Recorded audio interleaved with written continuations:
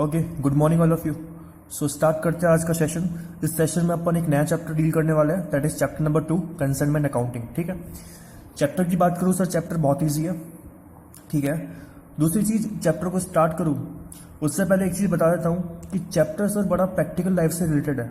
इसका मतलब ये कि सर अगर आप इस चैप्टर को प्रैक्टिकली लाइफ से रिलेट करके पढ़ोगे, इन दैट केस आपके लिए चैप्टर उतना ही ईजी बन जाएगा, उतना ही आप उसे लॉजिक वाइज समझ पाओगे। ठीक है, तो आपको बोलूँगा कि इस चैप्टर को लॉजिक से समझना, प्रैक्टिकल लाइफ से रिलेट करके समझना, चैप्टर उतना ही ईजी बनेगा। अदरवाइज अगर आपने ज़रा सा भी इसको रटने का कोशिश किया, इस केस में चैप्टर उतना ही डिफिकल्ट बनता जाएगा आपके लिए। ठीक है, तो समझते हैं चैप्टर में क्या क्या पढ़ने वाले हैं। तो देखो, बेसिकली 3 बातें समझने वाले चैप्टर के अंदर अपन। नंबर 1, मीनिंग ऑफ कंसाइनमेंट, की कंसाइनमेंट क्या होता है। नंबर 2, सर कुछ स्पेशल टर्म्स को देखने वाले अपन जो कंसाइनमेंट अकाउंटिंग करते वक्त काम में आते हैं।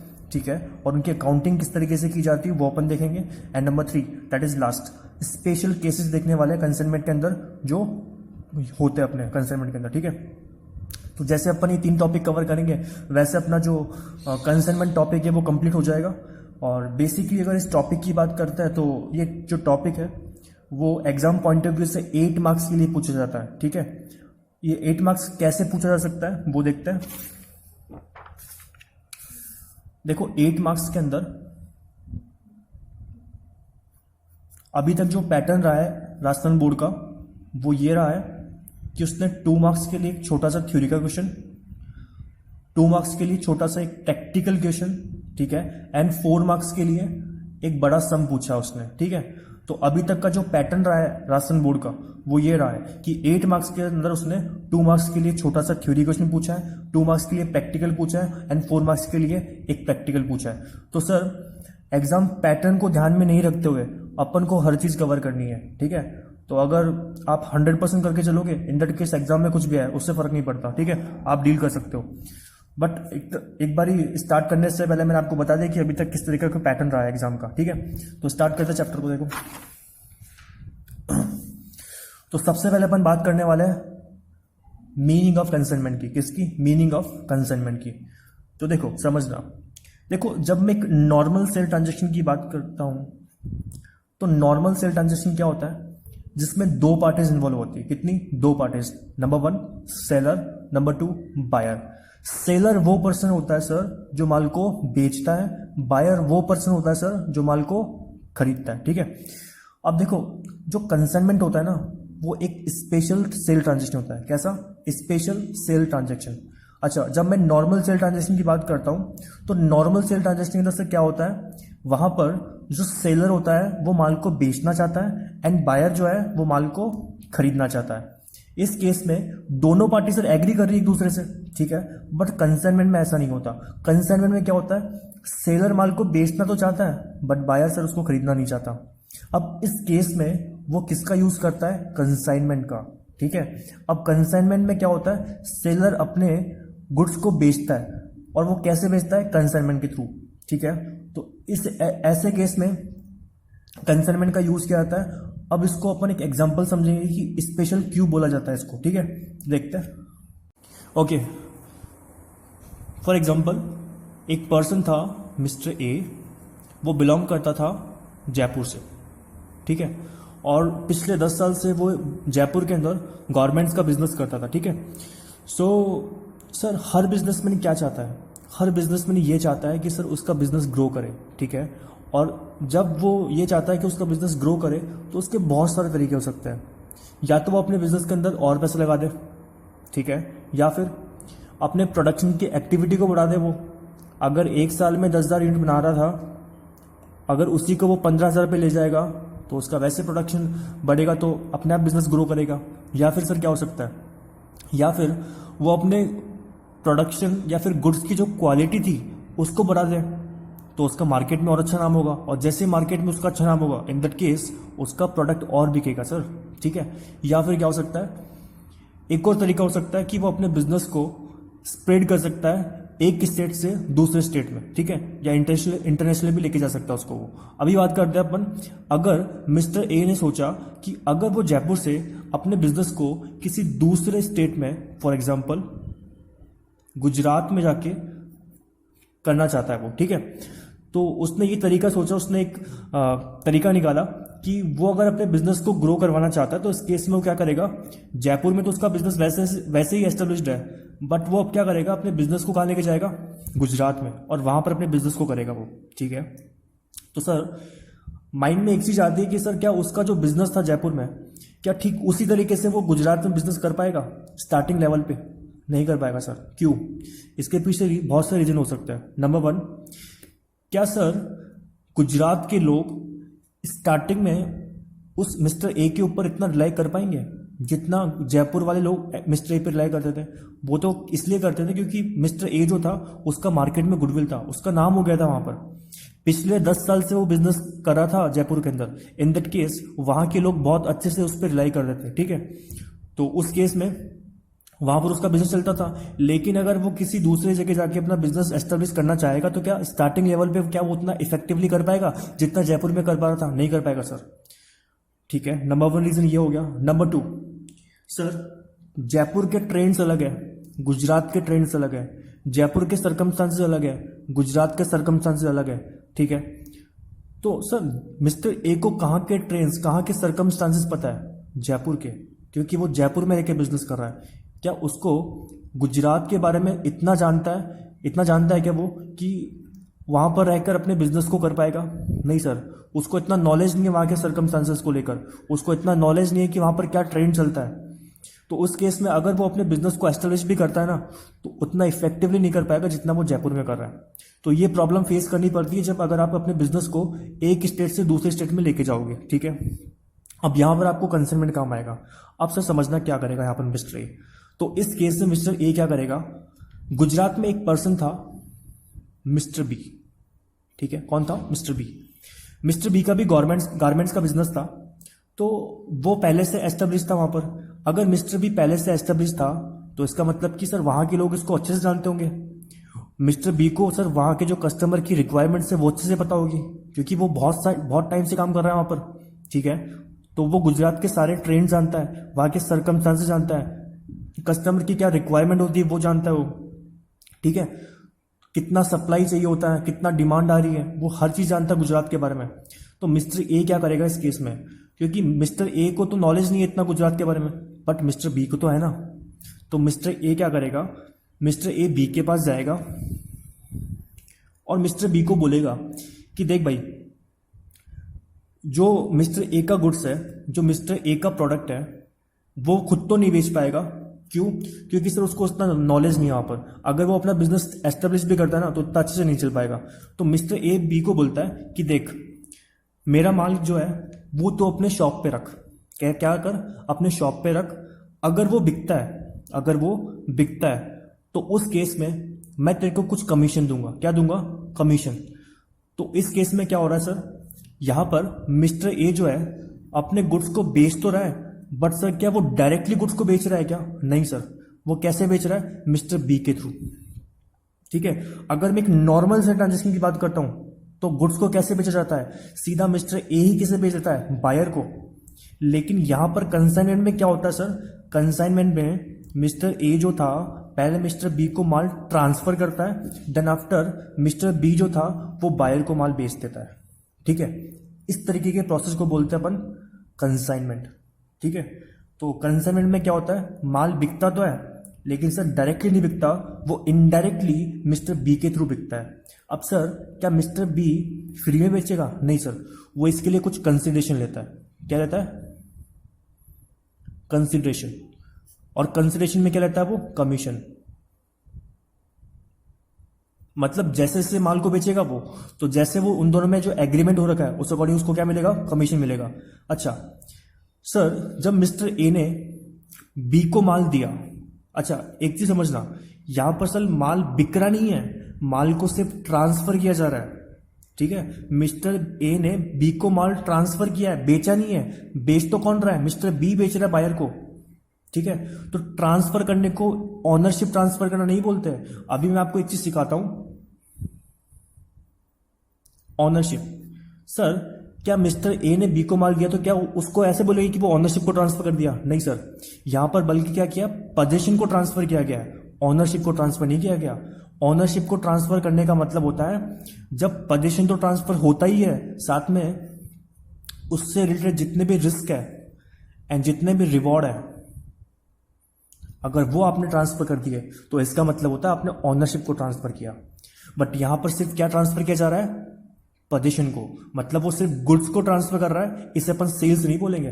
ठीक है, सेल्स किसे बोलेंगे? जब बी जो है बायर को बेच देगा तो उस केस में उसे क्या बोलेंगे अपन? सेल्स बोलेंगे। बट यहां पर ए ने बी को ट्रांसफर किया, इसे सेल्स नहीं बोल सकते।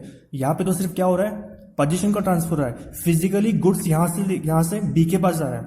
ठीक है, लेकिन इसे सेल्स कब बोल देंगे अपन? जब वो गुड्स से रिलेटेड जितने भी रिस्क है, जितने भी रिवॉर्ड है वो ट्रांसफर कर देगा तो उसे बोलते हैं सेल्स। अब सर इसे समझते हैं कि रिस्क एंड रिवॉर्ड को ट्रांसफर करने का मतलब क्या होता है। फॉर एग्जांपल, मिस्टर ए ने 100 यूनिट्स ट्रांसफर किए मिस्टर बी को। कितने? 100 यूनिट ट्रांसफर किए मिस्टर बी को। इसका प्राइस चल रहा था अभी 100 रुपीज का। फॉर एग्जाम्पल 100 रुपीज का प्राइस था, पर यूनिट प्राइस कितना? 100 रुपीज का। अब सर समझना, ए ने बी को ट्रांसफर किया 100 यूनिट्स, 100 रुपीज पर यूनिट के हिसाब से, तो टोटल कितना हो गया? 10,000 रुपीज का माल। ठीक है, जैसे ही ए ने बी को माल ट्रांसफर किया, जो ये 100 रुपीज पर यूनिट था वो चेंज हो गया। ठीक है, उसका प्राइस मानते हैं कि अभी 100 रुपए था, अब वो बन गया 90 रुपीज का। मार्केट प्राइस कम हो गया उसका, तो सर लॉस कितना यहां पर?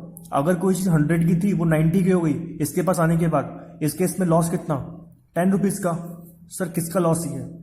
मिस्टर ए का या मिस्टर बी का? मिस्टर बी को क्या ए ने माल बेचा क्या? सर उसने तो सिर्फ गुड्स को ट्रांसफर किया और बोला कि भाई तू अपने शॉप पे रख, अगर कोई आप कस्टमर आता है तो उसको बेच देगा तो मैं तेरे को कमीशन दूंगा पर यूनिट के बदले। ठीक है, तो सर क्या इसमें जो 10 रुपीज यहां पर वैल्यू कम हुआ, क्या इसका लॉस मिस्टर ए का या मिस्टर बी का? मिस्टर ए का। क्यों सर? क्योंकि मैंने आपको बताया कि इसने ऑनरशिप को ट्रांसफर नहीं किया। यहां पर ऑनरशिप को ट्रांसफर करने का मतलब होता है रिस्क एंड रिवॉर्ड को भी ट्रांसफर करना। सिर्फ फिजिकली यूनिट को ट्रांसफर करना ऑनरशिप को ट्रांसफर करना नहीं होता। जब आप उससे रिलेटेड रिस्क एंड रिवॉर्ड को ट्रांसफर करोगे, इन दैट केस वहां पर जो है ऑनरशिप को ट्रांसफर करना बोलेंगे उसको। तो यहां पर जो 10 रुपीज का लॉस है वो किसका होगा? मिस्टर ए का, क्योंकि सिर्फ उसने यूनिट को ट्रांसफर किया, ऑनरशिप को ट्रांसफर नहीं किया। तो ऑनरशिप अभी भी किसकी? ए की। तो यहां पर सर लॉस कितना हो गया उसका? 10 का। तो रिस्क था ना, तो जितने भी रिस्क है वो किसके होंगे? अभी भी ऑनर के। और ऑनर कौन है यहां पर? Mister A. तो यहां पर जो 10 रुपए का लॉस है वो किसका? मिस्टर ए का। ठीक है, फॉर एग्जाम्पल अभी ये 100 रुपीज का था। ठीक है, उसके बाद इसका वैल्यू हो गया 110। ठीक है, 110 रुपए का मार्केट में बिक रहा है। तो क्या सर मिस्टर बी 100 रुपए के बदले जो 10 रुपए का एक्सेस बेच रहा है वो, क्या वो 10 रुपए अपने पास खुद के पास रख लेगा? वो नहीं रखेगा सर। 10 रुपए का रिवॉर्ड हुआ ना यहां पर। अगर जो माल 100 रुपए का बिक रहा था वो 110 में बिक रहा है अब, क्योंकि उसकी मार्केट प्राइस बढ़ गई, तो मार्केट प्राइस बढ़ने से प्रॉफिट कितना? 10 रुपए ज्यादा, तो रिवॉर्ड कितना? 10 रुपए का।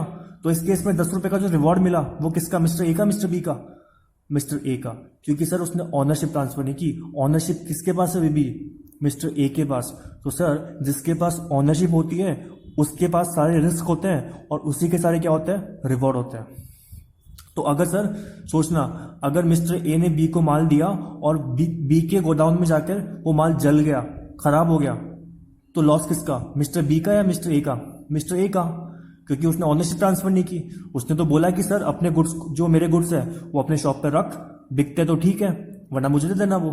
ठीक है, तो उस केस में यहां पर मिस्टर बी का कोई भी रिस्क नहीं होगा, कोई भी रिवॉर्ड नहीं होगा, बस उसे क्या मिलेगा? कंसीडरेशन। और उसे क्या बोलते हैं अपन? कमीशन। ठीक है, तो ऐसे प्रोसेस को अपन क्या बोल के चलते हैं? कंसाइनमेंट। तो कंसाइनमेंट को स्पेशल सेल ट्रांजेक्शन क्यों बोला जाता है? क्योंकि सर एक नॉर्मल सेल ट्रांजेक्शन में 2 पार्टी इन्वॉल्व होती है, सेलर एंड बायर। ठीक है, बट यहां पर 3 पार्टीज इन्वॉल्व है। एक तो mister A, mister B and buyer. क्योंकि देखो मिस्टर ए का माल था लेकिन बेच रहा कौन है उसको? Mister B. मतलब माल बिक तो रहा है बट वो इनडायरेक्टली बिक रहा है। दैट्स वाई इसे अपन बोलते हैं स्पेशल सेल ट्रांजेक्शन। ठीक है, तो ऐसे प्रोसेस को बोला जाता है कंसाइनमेंट। ठीक है, अब इस केस में एक चीज समझना। फॉर एग्जाम्पल यहां पर 100 यूनिट मैंने भेजा 100 रुपीज के हिसाब से पर यूनिट। अब यहां पर ये जो मिस्टर बी था उसने 80 यूनिट्स को बेच दिया। कितना? 80 यूनिट्स को बेच दिया। यहाँ पर अब कितना यूनिट बच गया अपने पास, 20 यूनिट्स। तो ये क्या आपने लिए क्लोजिंग स्टॉक। तो सर ये जो क्लोजिंग स्टॉक है ना, ये किसका क्लोजिंग स्टॉक होगा, ये कौन अपने बुक्स में दिखाएगा क्लोजिंग स्टॉक, मिस्टर बी को दिखाना चाहिए या मिस्टर ए को दिखाना चाहिए। सोचो ऑनर कौन अभी भी, मिस्टर बी या मिस्टर ए, मिस्टर ए। तो इसके रेस्पेक्ट में जो 20 यूनिट्स नहीं बिका हुआ माल है वो किसके बुक्स में आएगा, मिस्टर ए के बुक्स में, ठीक है। क्योंकि ये मालिक, इसका मालिक कौन है, मिस्टर ए अभी भी। अगर ये ऑनरशिप को ट्रांसफर कर देता ना मिस्टर बी को, तो उस केस में मिस्टर बी दिखाता, बट यहाँ पर ऑनरशिप ट्रांसफर नहीं होती सर, यहाँ पर सिर्फ गुड्स को दिया जाता है ताकि वो माल को बेच सके, ठीक है। तो ऐसे प्रोसेस को अपन कंसाइनमेंट बोलते हैं।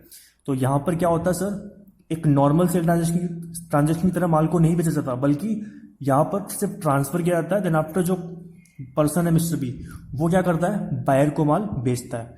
तो सर यहाँ पर कंसाइनमेंट के टर्म्स में अगर अपन अकाउंटिंग पॉइंट ऑफ व्यू है, तो कंसाइनमेंट के टर्म्स में जो माल को भेजता है, मतलब यहाँ पे साइन करने वाला पार्टी कौन सा, मिस्टर ए, इसे बोलते हैं अपन कंसाइनर, ठीक है। इसे क्या बोलते हैं, कंसाइनर। और जिसे माल को भेजा जाता है उसे बोलते हैं कंसाइनी, ठीक है। तो यहां पर मिस्टर बी कौन सी पार्टी हो गई, कंसाइनी। तो सर कंसाइनर कौन होता है, कंसाइनर वो पर्सन होता है जो माल को भेजता है बेचने के लिए, ठीक है। और कंसाइनी वो पार्टी होती है सर जो माल को बेचती है, किसके बिहाफ पर, मिस्टर ए के बिहाफ पर, ठीक है। और उसके बदले उसे क्या मिलता है, कमीशन, ठीक है। That is called consignee. तो कंसाइनर वो पर्सन जो माल को भेजता है, और कंसाइनी वो पर्सन जो माल को कंसाइनर के बिहाफ पर बेचता है, ठीक है, किसे, बायर को।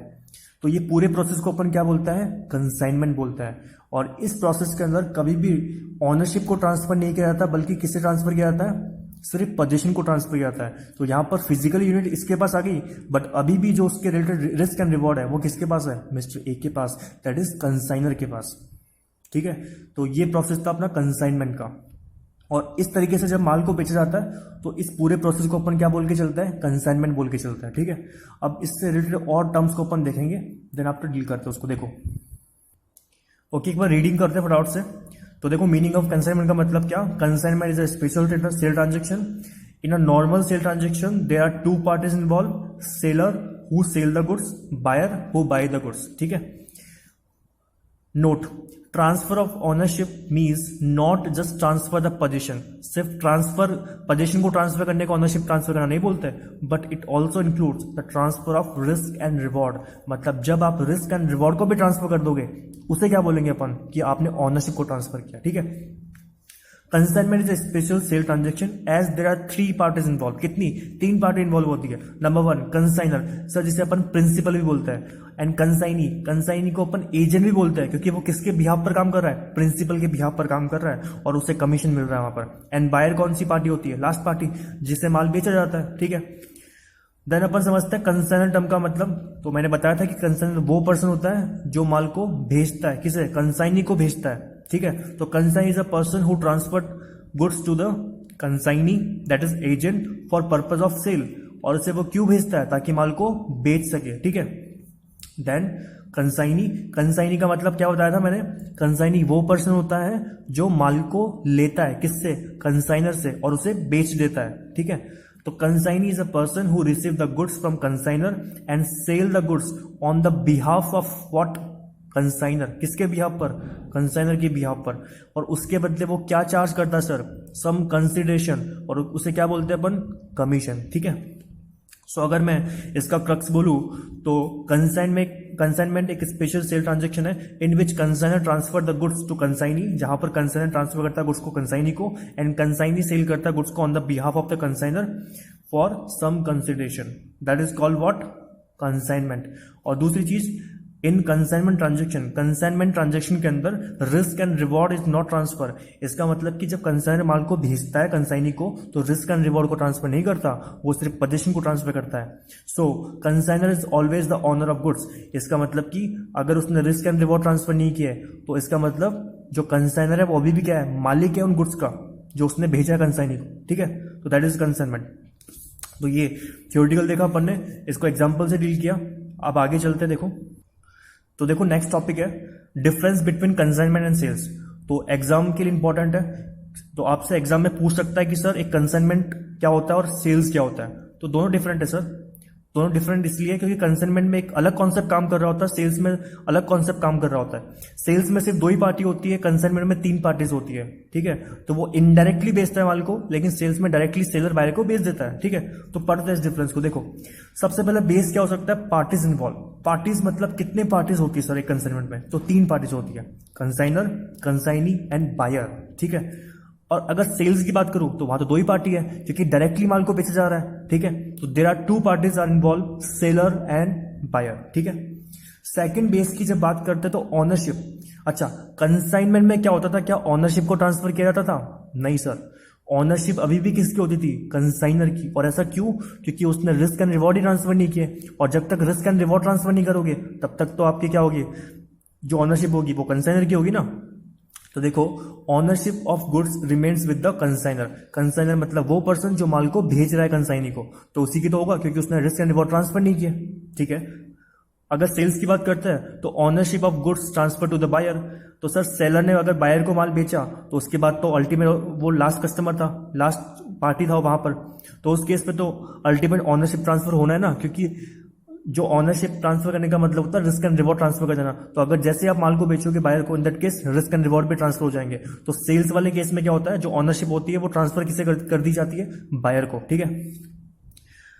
थर्ड डिफरेंस क्या हो सकता है, रिस्क एंड रिवॉर्ड से बात कर सकते हैं। तो सिंपल है सर, आपको जैसे मैंने अभी डील किया कि रिस्क एंड रिवॉर्ड कहां पर ट्रांसफर की जाते होंगे, कंसाइनमेंट में, सेल्स में। तो कंसाइनमेंट में क्या नहीं होते, रिस्क एंड रिवॉर्ड ट्रांसफर नहीं होते। तो in consignment risk and reward not transfer to the consignee. Consignee को रिस्क एंड रिवॉर्ड ट्रांसफर नहीं होता है। लेकिन जब मैं बात करता हूं एक नॉर्मल सेल ट्रांजेक्शन की, तो वहां पर रिस्क एंड रिवॉर्ड को ट्रांसफर किया जाता है, किसको, बायर को, ठीक है। लास्ट बात करते हैं तो सर कंसिडरेशन कुछ मिलना। तो अगर आप ट्रांजैक्शन करोगे तो उस ट्रांजैक्शन में क्या मिलेगा, तो देखो कंसाइनी जो होता है, जो मतलब जिसे माल भेजा गया है, उसे क्या मिलता है, कमीशन मिलता है एज अ कंसिडरेशन। लेकिन जब मैं बात करता हूं एक नॉर्मल सेल ट्रांजैक्शन की, तो वहां पर सेलर क्या कमा रहा होता है, प्रॉफिट कमा रहा होता है, ठीक है, सीधा प्रॉफिट कमाएगा। तो एक नॉर्मल सेल ट्रांजैक्शन के लिए कंसिडरेशन क्या होता है, प्रॉफिट। लेकिन जब यहां पर मैं बात करता हूं कंसाइनी की, क्योंकि माल बेचने वाला कौन है, कंसाइनी बेच रहा है ना, है किसका वो, मिस्टर ए का था माल, लेकिन बेचने वाला कौन, मिस्टर बी। लेकिन बी को क्या मिल रहा है, प्रॉफिट मिल रहा है क्या उसको, नहीं, उसको क्या मिल रहा है, कमीशन मिल रहा है। तो उसके लिए कंसिडरेशन क्या, कमीशन। लेकिन जब मैं बात करता हूँ एक नॉर्मल सेल ट्रांजेक्शन की, तो वहां तो 2 ही पार्टी है ना, तो बेचने वाला कौन, सेलर, तो उसको क्या मिलेगा, प्रॉफिट, ठीक है। तो कंसिडरेशन की जब बात करते हैं तो कंसाइनी को क्या मिलता है, सिर्फ कमीशन, और सेलर को क्या मिलता है, प्रॉफिट। तो ये डिफरेंस इंपॉर्टेंट है, एग्जाम में आ सकता है और बहुत ईजी है, ठीक है।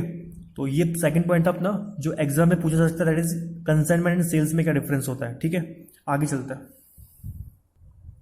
ओके, अभी अपन सीखने वाले हैं कुछ स्पेशल टर्म जो कंसाइनमेंट के अंदर यूज किया जाता है, तो बहुत इंपॉर्टेंट है सर। देखो पहला जो अपन पढ़ने वाले, that is a proforma invoice. क्या पढ़ने वाले, परफॉर्मा इनवॉइस क्या होता है। तो देखो जब भी कंसाइनर कंसाइनी को माल बेचता है, फॉर एग्जांपल अपने एग्जांपल में कंसाइनर कौन था, मिस्टर ए।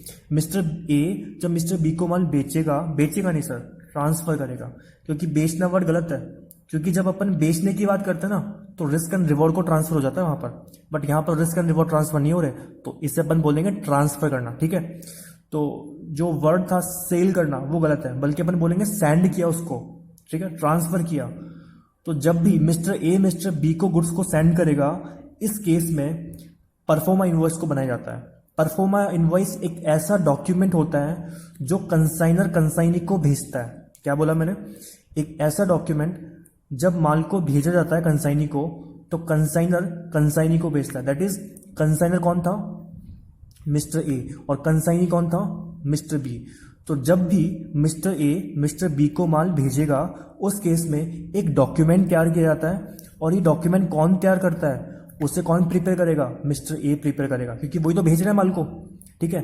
तो ऐसा डॉक्यूमेंट जो सेंड किया जाएगा मिस्टर ए द्वारा मिस्टर बी को, एंड इसमें क्या कंटेंट, क्या इन्फॉर्मेशन होगी, तो इसमें कंटेंट्स करेंगे information regarding name of goods, कि सर जो आपने माल भेजा, दैट इज मिस्टर ए ने जो माल भेजा उसका नाम क्या है, उसकी क्वांटिटी क्या है, कितनी क्वांटिटी वो भेज रहा है, ठीक है, उसका वेट क्या है, या फिर अगर कोई वो इंस्ट्रक्शन देना चाहता है मिस्टर बी को कि सर इसको इस तरीके से बेचना है, इसकी इतनी क्वांटिटी को बेचना है, कोई भी रूल्स वो लगाना चाहता है उसके साथ जो मिस्टर बी को देना चाहता है वो, तो वो सारे के सारे इंस्ट्रक्शन जो गुड्स के रिगार्डिंग में है, वो जो देना चाहता है वो इसमें मेंशन कर सकता है। तो सर परफॉर्मा इनवॉइस क्या होता है? परफॉर्मा इनवॉइस सर वो डॉक्यूमेंट होता है जो कंसाइनर कंसाइनी को भेजता है, और इसमें वो क्या क्या कंटेंट करता है इन्फॉर्मेशन, जैसे कि name of goods, quantity of the goods, weight of goods, उसकी प्राइस कितनी है वो भी डील कर सकता है, एंड कोई भी अगर इंफॉर्मेशन देना चाहे तो वो दे सकता है। दैट इज ऐसे डॉक्यूमेंट को अपन क्या बोल के चलता है? Proforma invoice. ठीक है, आगे चलता है। Okay, second point that is account cell. Sir account cell क्या होता है? सर ये भी एक डॉक्यूमेंट होता है, लेकिन सर यहां पर ये जो डॉक्यूमेंट है ना वो भेजने वाला होता है कंसाइनी। अकाउंट सेल जैसे कि नाम से पता लगता है कि ऐसी इंफॉर्मेशन जो किससे रिलेट करती है? सेल्स से। सेल कौन करता है? कंसाइनर या कंसाइनी? Sir consignee. तो कंसाइनी कौन था अपने एग्जांपल में? Mister B. और कंसाइनर कौन था? मिस्टर ए। तो कंसाइनी मतलब जिसने माल बेचा, और कंसाइनर कौन? जिसने माल को भेजा था। किसको? कंसाइनी को। तो अकाउंट सेल कौन यूज करता होगा, कौन बनाता होगा? कंसाइन। अकाउंट सेल वो बनाता है जिसने माल को बेचा है, तो बेचने वाला कौन है? कंसाइनी। तो सर ये भी एक डॉक्यूमेंट होता है जो कौन सेंड करता है? कंसाइनी सेंड करता है। कंसाइनी सेंड करता है कंसाइनर को।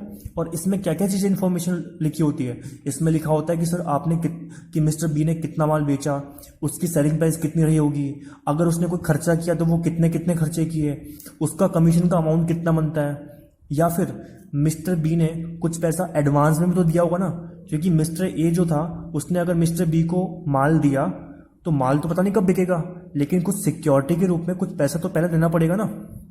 तो यहां पर मिस्टर बी क्या करता है? सिक्योरिटी के रूप में कुछ पैसा ए को दे देता है। वो अपना अगला अगला टॉपिक है। ठीक है, तो उस केस में अगर कोई एडवांस पैसा दिया तो वो भी क्या कर सकता है? इस अकाउंट सेल में डील कर सकता है। तो अकाउंट सेल क्या हुआ सर? अकाउंट सेल एक ऐसा डॉक्यूमेंट है जो कंसाइनी बनाता है, और कंसाइनी बनाकर किसे भेजता है? कंसाइनर को भेजता है। और उसमें क्या क्या इन्फॉर्मेशन हो सकता है? क्वांटिटी कितनी बेचा उसने, किस रेट पे बेचा, कितना एक्सपेंस उसने किया, उसका कमीशन कितना बनता है, अगर कोई एडवांस उसको मिला है या एडवांस दिया है मिस्टर ए ने, मिस्टर बी ने ए को दिया है, तो वो सारी की सारी इन्फॉर्मेशन का मेंशन कर सकता है, वो अकाउंट सेल में मेंशन कर सकता है। ठीक है, तो that is all about account cell. ठीक है, तो ईजी है सर, बट इंपॉर्टेंट इस बार के लिए। ठीक है, next that is account cell. अब सर समझना ये अकाउंट से, sorry, advance on consignment. Advance on consignment, sir नाम से पता लगता है कि एडवांस ऑन कंसाइनमेंट का मतलब क्या, कि जब कंसाइनमेंट ट्रांजैक्शन किया गया होगा तो उस टाइम पे कुछ पैसा मिस्टर बी ने ए को दिया होगा। अब ऐसा क्यों किया होगा उसने? क्योंकि समझना,